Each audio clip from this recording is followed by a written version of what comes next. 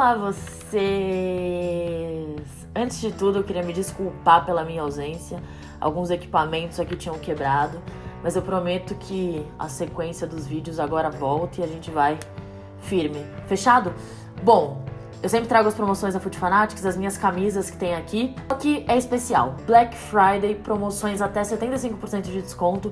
Então você quer comprar material esportivo em geral, camisas de jogo e camisas iguais às minhas que eu sempre posto aqui, pra linha mais retrô. Gente, aproveita que vai estar demais. O link tá aqui embaixo, ó, na descrição. Vou deixar também nos comentários. Aí vocês clicam, entram lá, comprem. Só sucesso. Fechado?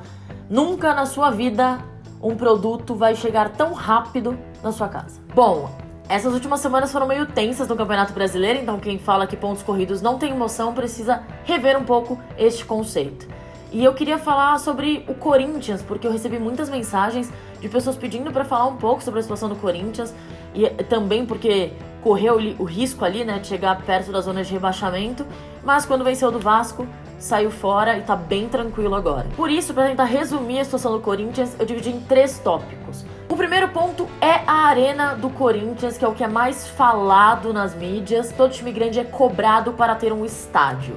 É um sinal de status você ter o seu estádio próprio, é a sua casa e tem que ser do tamanho do seu clube.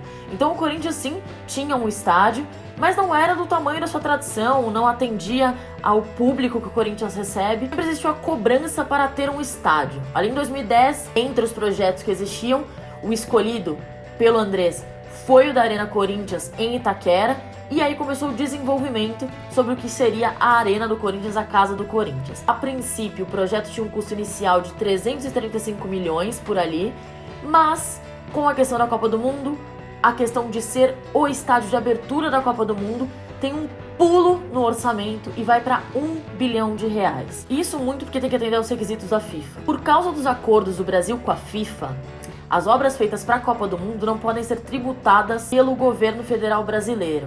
Então tem toda aquela questão de incentivo fiscal e aí cai um pouco o valor do estádio. E aí, tirando incentivo fiscal, o Corinthians arca com o resto do montante, que ficaria ali entre os 720 e 750 milhões de reais. Quando o André Sanches foi fechar as contas da Arena com o Rosenberg, ele já calculou com tudo dando certo. O Corinthians conseguindo name rights de uns 400 milhões, venda boa de camarotes, bilheteria, que sim, este ponto o Corinthians tem favorável a ele, e venda dos CIDs. CIDs são aqueles papéis que a prefeitura dá para você vender. Resumindo, de tudo isso, o Corinthians só conseguiu ter sucesso na bilheteria. Andrés não conseguiu vender os camarotes como ele queria, não conseguiu vender CID e também não conseguiu name rights. Lá no começo, teve uma proposta em torno dos 300 milhões e o Andrés recusou. Com mais azar ainda, muda o momento econômico do Brasil, então o investimento das empresas, até para o futebol, diminui e o estádio cai na Lava Jato. Como é para uma empresa que tem seu nome no mercado investir agora o seu dinheiro em um estádio que está sendo investigado e por tanto tempo manter o seu nome vinculado com o estádio que está dentro do processo? Fora isso, o estádio já é popularmente conhecido como Itaquerão, então para uma marca se vincular a um estádio que já tem nome e não ser chamado pelo nome, não ter o seu nome de marca na boca do povo, também é muito complicado. O que diminui ainda mais as chances do Corinthians conseguir um bom valor em name rights. E aí se dá a crise financeira do Corinthians. Por quê? Precisa destinar tudo que arrecada da Arena para a dívida, não consegue o suficiente para pagar todas as suas dívidas e aí, focando em pagar o estádio, deixa de pagar outras coisas e aí cria uma bola de neve que, enfim, acontece na vida de muitos brasileiros também, que é você ter que optar por qual dívida você paga. Você começa a cobrado por outras dívidas e aí vai virando um grande problema, vai passando vergonha, vai passando por situações que realmente fizeram a torcida do Corinthians enxergar os erros do presidente, os erros de planejamento, e aí então o estádio do Corinthians, que era um sonho, é algo que mais do que uma casa tem um valor simbólico para o Corinthians dentro do futebol, ao invés de solução, vira um problema. E é aí que eu falo até que ponto vale lutar pela arena ou se realmente não seria uma opção voltar para o Pacaembu, que nunca foi um problema para o Corinthians, sempre foi super reconhecido como casa para eles e agora fica nessa crise imensa que ninguém sabe como saiu. Ponto 2. André Sanches. O Andrés é ótimo em bastidores, todo mundo sabe. Quando ele pegou o Corinthians ali, que ele faz aquele discurso dele pós-Série B, que ninguém mais vai dar risada do Corinthians, que nunca mais vai passar por aquilo, ele realmente consegue fazer promessas e cumprir. Eu falo que o Andrés, ele tinha aquele discurso que é nacionalista, né? Quando um político ganha, o povo tá com orgulho ferido, e o corintiano estava com orgulho ferido, e ali naquele momento o André Sanches foi o herói. O herói também com sorte. Teve um acerto muito grande na trajetória dele, que foi trazer o Ronaldo para o Corinthians, e a figura do Ronaldo, ela transforma aquele momento do Corinthians em destaque absoluto mundial, pelo tamanho da figura do Ronaldo. Então, o que capitaliza em marketing, jogadores que estão no mercado, que querem vir para jogar com o Ronaldo, que vai se aposentar, tudo isso movimenta muito a vida do Corinthians. E aí, o André Sanches ganha muita confiança da cúpula corintiana e da torcida corintiana. Isso tudo por tudo que conquistou, os títulos que deu para a torcida do Corinthians, moral que recuperou. E isso ele começa a se promover na política através do Corinthians, né? Lula, CBF. E daí pra frente ele consegue se manter na política do Corinthians, sempre em chapas vencedoras. Ou seja, ele consegue com que os aliados dele sempre vençam as eleições. Só que aí o cenário muda, o futebol tem reviravoltas, os jogadores vão embora. E nessa volta do André Sanches, que existiu uma eleição com fraude, que ele não foi punido, mas a empresa auditora foi, fica provado que ele não tem capacidade de gestão nenhuma. E nisso ele tenta replicar acertos de um outro período, agora, em um cenário completamente diferente, e aí ele faz uma cagada atrás da outra. E fica muito exposto para a torcida do Corinthians. E aí, infelizmente, não vai surgir outro Ronaldo para salvar a pele do Andrés dessa vez. É um presidente que não consegue cumprir promessas, pagar as suas dívidas e se esconde atrás de uma máscara de todo poderoso que faz piadinha com o rival que ninguém mais liga, nem a própria torcida. E essa falta de alternância no poder, seja no governo aqui do Brasil, seja dentro de um clube, ela é muito prejudicial.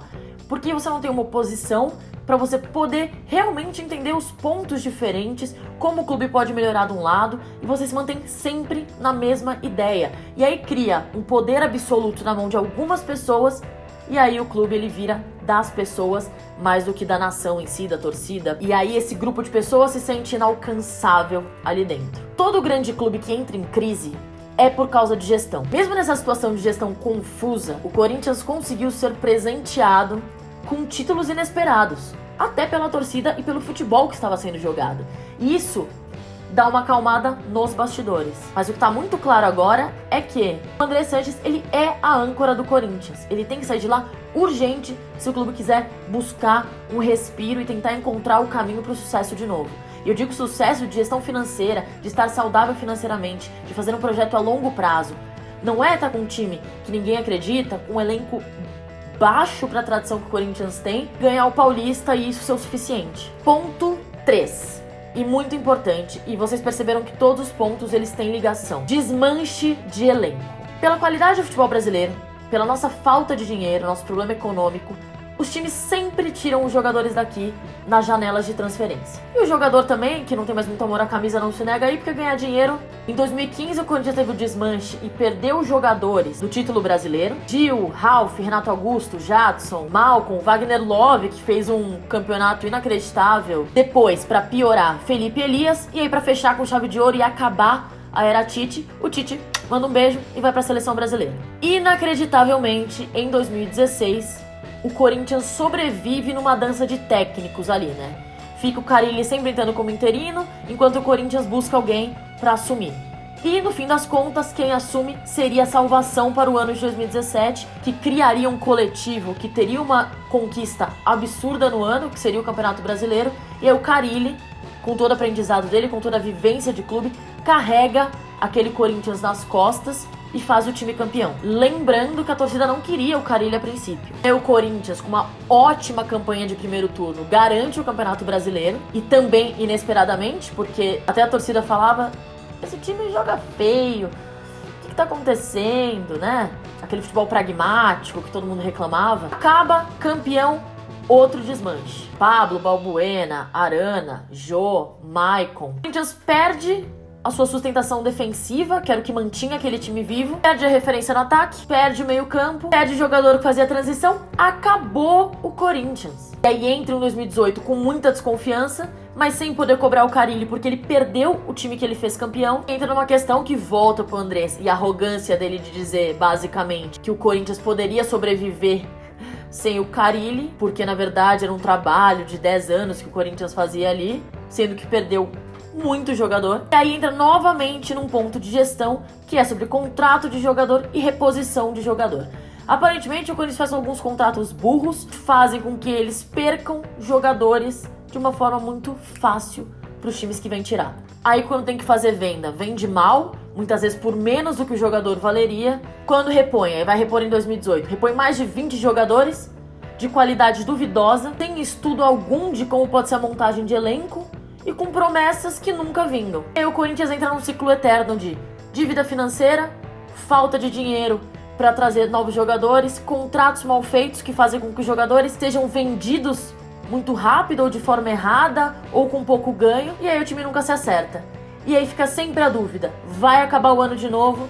Teve um final de brasileiro complicadíssimo, o Corinthians só não sofreu mais porque os times que estão abaixo são muito ruins, tem uma qualidade técnica péssima, mas o Corinthians sofreu. Ou você acha que agora a torcida tá interessada no Paulista que ganhou no começo do ano? Tá interessada em saber o que a diretoria tem que apresentar pro ano que vem? E, aparentemente, vai ser uma situação ainda pior. O dinheiro da Copa do Brasil, que é um bom dinheiro do vice, foi utilizado para pagar dívidas passadas. Você não usou o dinheiro para investir, formar um novo bom elenco. E tudo isso cai na conta do seu André Sanches, né? Que fica aí com a sua arrogância, mas não consegue resolver problema nenhum do Corinthians.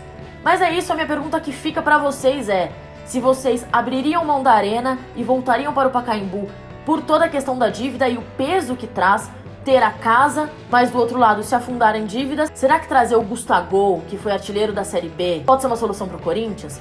Ou ele não tinha funcionado jogando com a camisa do Corinthians? É bom tentar vender o garoto, pegar esse dinheiro e investir em outro jogador. Queria muito saber a opinião de vocês. Se inscrevam no canal, entrem na FUT Fanatics, ativem o sininho, me sigam nas redes sociais e a gente se vê no próximo vídeo.